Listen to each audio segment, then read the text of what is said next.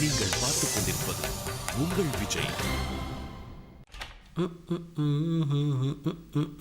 Sir ஒரு நிமிஷம். சொல்லு ரவி. உங்களை பார்க்க வைத்தியநாதன் ஒருத்தர் வந்திருக்காரு.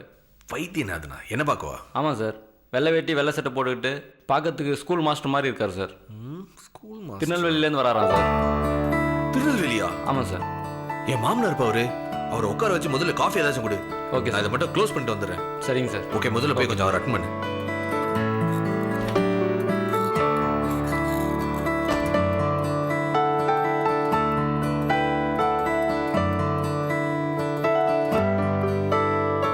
வாங்க. வணக்கம். வணக்கம் தம்பி. வாங்க, எப்படி இருக்கீங்க? நல்லா இருக்கு. நீங்க எப்படி இருக்கீங்க? நல்லா இருக்கேன் சார். உட்காருங்க. என்ன திடீர்னு மீனாட்சி கூட சொல்லல? ஏதாச்சும் வேலை விஷயமா வந்தீங்களா? இல்ல, நான் உங்களை பார்க்க தான் வந்தேன். நான் வந்ததுல உங்க வேலை ஒண்ணு கெட்டு சரி, போகுது. அப்படிலாம் ஒண்ணும் இல்லைங்க.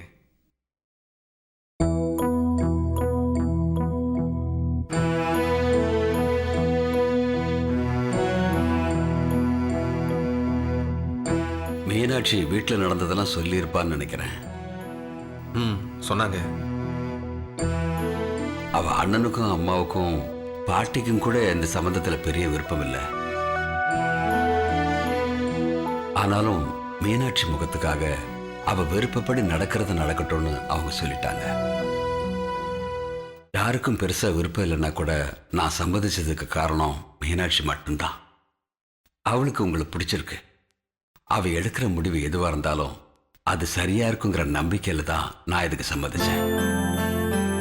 மீனாட்சிக்கு இது நாள் வரைக்கும் வீடு தான் எல்லாமே. அவ அண்ணன் தான் அவளுடைய நல்ல ஃப்ரெண்டு. அவளுடைய பொழுதுபோக்கு அவ தங்கச்சிங்க கூட தான். மனசுல என்ன கஷ்டம் இருந்தாலும் அதை சொல்லி ஆறுதல் பட்டுக்க நான் இருக்கேன். இவ்வளவுதான் அவ உலகம். இப்படிதான் அவ இவ்வளவு நாளும் இருந்தாப்பா. ஆனா இன்னைக்கு எங்க எல்லாரையும் தாண்டி அவளுக்கு நீங்க தான் முக்கியம் ஆயிட்டீங்க. எங்க எல்லாரையும் விட அவளுக்கு உங்களை தான் பிடிச்சிருக்கு. அதுதான் உண்மை. அவ உங்க மேல நிறைய அன்பு வச்சிருக்கா. ரொம்ப நம்பிக்கை வச்சிருக்கா. அவளுடைய நம்பிக்கையும் எதிர்பார்ப்பும் கடைசி வரைக்கும் பொய்யாயிடக்கூடாது. அது அவளால தாங்கிக்க முடியாது. சார், என்ன சார் நீங்க? அப்படிலாம் ஒன்றும் ஆகாது சார். கடைசி வரைக்கும் அவளை நீங்க நல்லபடியா பார்த்துக்குவீங்களா? சார், உங்க எல்லாரோடவும் சந்தோஷமாவும் நல்லபடியாவும் நான் பார்த்துப்பேன் சார். என்னை நம்புங்க. இனி எனக்கு எல்லாமே அவதானே சார். போதும், இது ஒண்ணு போதும்பா. இந்த வார்த்தையை உங்க வாயில கேட்கத்தான் நான் இத்தனை மைல் ஓடி வந்திருக்கேன். நம்பி அனுப்புங்க சார். உங்க பொண்ணை நீங்களே பொறாமப்படுற மாதிரி நான் அவளை பார்த்துக்கிறேன். ரொம்ப நன்றிப்பா. எதுக்கு சார் நன்றி எல்லாம்? இது என் கடமை சார். இல்லப்பா, நான் எதுக்கு பயப்படுறேன்னா வீட்டில் உள்ள உங்க விருப்பத்தை மீறி இதை நான் செய்றேன். நாளைக்கு உங்களுக்குள்ள ஏதாவது பிரச்சனையோ சண்டையோ வந்தா மீனாட்சி அழுதுகிட்டு போய் யாருக்கிட்ட நிக்க முடியாது. புரியுது சார். ஆனா அதுக்கு அவசியமே வராது. அவளை எப்படியெல்லாம் பார்த்துக்கணும்னு ஒவ்வொரு நிமிஷமும் யோசிச்சுட்டு இருக்கிறேன் சார்.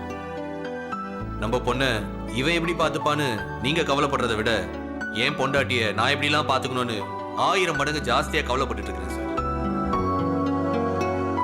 அவ கண் கலங்கி உங்க வீட்டுல வந்து நின்னா அதை விட பெரிய அசிங்கம் வேற என்ன சார் இருக்கு எனக்கு? அதுக்கப்புறம் நான் வாழ்றதே வேஸ்ட் சார். ஒரு அப்பாவுடைய கடமையை விட ஒரு புருஷனுடைய கடமையும் பொறுப்பும் ஜாஸ்தி சார்.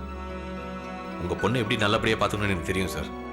நல்லா பாத்துக்கிறேன்னு ஒரு வார்த்தையில சொல்லிடலாம். ஆனா அதை செஞ்சு காட்ட ஒரு வாழ்க்கை வேணும் சார். எங்க வாழ்க்கை உங்களுக்கு அதை ப்ரூவ் பண்ணும் சார். இது போதும். இது ஒண்ணு போதும். வேற எதுவும் எனக்கு வேண்டாம். ரொம்ப சந்தோஷம்ப்பா. முதல்ல உங்ககிட்ட பேசிட்டு அப்புறம் உங்க வீட்டுக்கு போகணும்னு நினைச்சேன். இனிமே கவலை இல்லாம தைரியமா உங்க வீட்டுக்கு போய் பேசலாம். நீங்களே என் கூட வரீங்களா? இல்ல சார், ஒரு முக்கியமான ஒரு எடிட்டிங் ஒன்று போயிட்டு இருக்கு. 3 மணி நேரம் ஆகும் நான் வரத்துக்கு. நீங்க முதல்ல வீட்டில் போய் ரெஸ்ட் எடுங்க சார். நான் வண்டி ஏதாச்சும் ஏற்பாடு பண்ணிட்டீங்களா? ஒண்ணும் வேண்டாம். நம்ம ஊருக்காரன் தான் ஒருத்தங்க ஆட்டோ ஓட்டிட்டு இருக்கான். அவன் கூட தான் வந்தேன். நீங்க முதல்ல போங்க சார், நான் பின்னாடியே வரேன். ஊருக்கு உடனே போகணும்னு அவசரம்லாம் இல்லைல்ல? இல்ல, ராத்திரி 9-10க்கு போனா கூட போதும். நான் அதுக்குள்ள வந்துடுறேன்.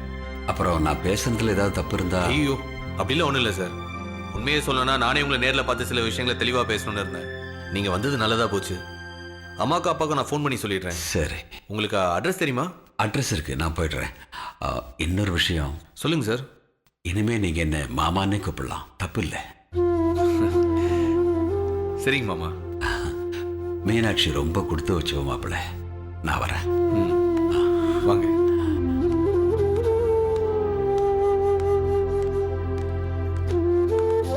மாப்பிள்ள, நீங்க வேலையை பாருங்க, நான் கிளம்புறேன். சரிங்க. நான் உங்களை வீட்டில் பார்க்குறேன். சரி.